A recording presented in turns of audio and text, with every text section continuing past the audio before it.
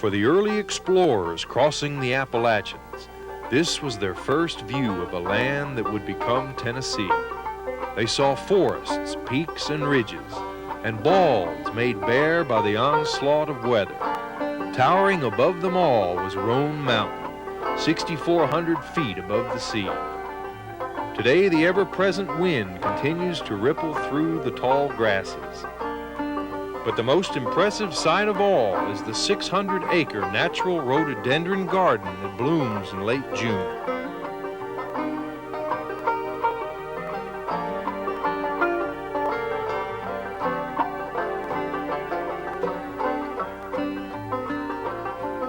Tales of the rhododendron's beauty spread far beyond these mountains. At the turn of the century, this was the site of a grand hotel that attracted royalty from all over the world. The purity of the mountain air was said to cure any ailment here at the Cloudland Hotel. Built after the Civil War, guests at the Cloudland could see over 100 mountain peaks.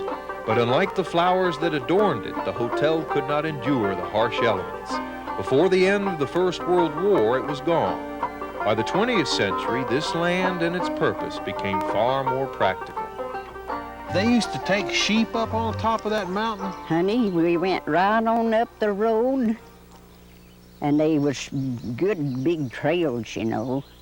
And Big Dad would walk in front and call them, and they followed him plumb on top of that mountain.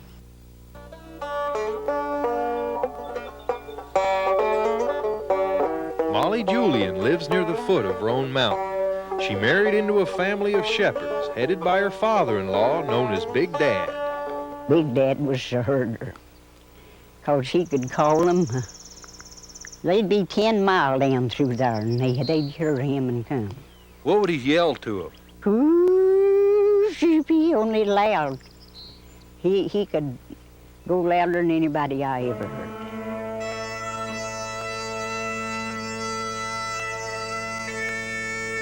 It was in June, when these mountains are their most beautiful, that Molly's clan took the sheep to the mountain peaks.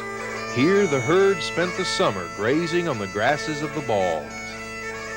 We went up there and laid out.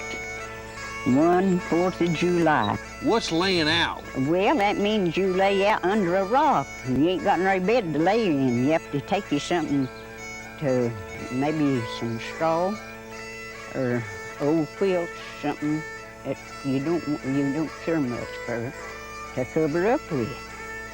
We generally just taking care of the office load in the world up that mountain. And we just had the best time in the world to laying out. Anything tasted so good you could eat anything on earth.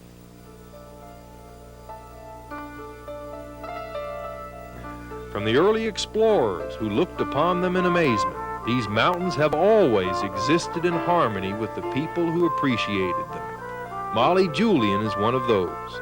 She saw the rhododendron's beauty in the spring of her life and will always look upon them in wonder.